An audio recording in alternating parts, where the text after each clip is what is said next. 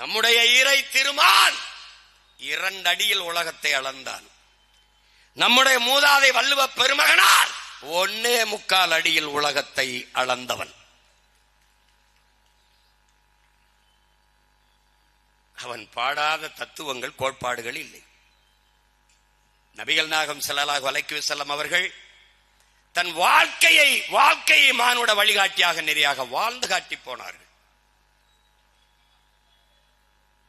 இறைமகன் இயேசுபிரான் வாழ்க்கை அப்படியே வாழ்வியல் நெறியாக வாழ்ந்து காட்டி போனார்கள்.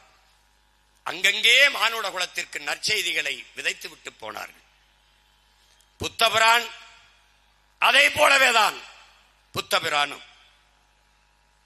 ஆனால் என் அன்பு சொந்தங்களே, என் அருமை இளவல்களே, உலகத்தில் ஒரு மகன்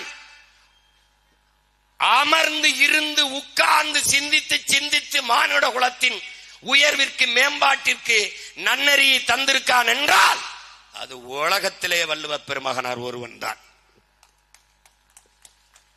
ஒவ்வொன்றுக்கும் 10 செயல், ஒவ்வொன்றுக்கும் 10 குரல், 10 குரல்.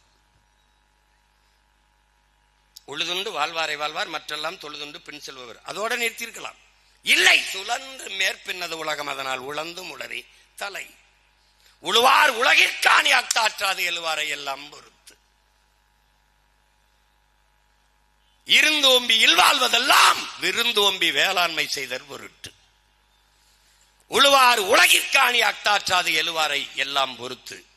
இப்படி ஒவ்வொன்றுக்கும் திரும்ப திரும்ப திரும்ப உழவினார் கைமடங்கின் இல்லை, விளைவதும் விட்டேம் என்பார்க்கும் நிலை. திரும்ப திரும்ப வலியுறுத்தி அழுத்தி திருத்தி பாடி படிப்பித்தவன் உலகத்திலே ஒரே ஒரு மகான் நம்முடைய மூதாதை வள்ளுவ பெருமகனார் மட்டும்தான்.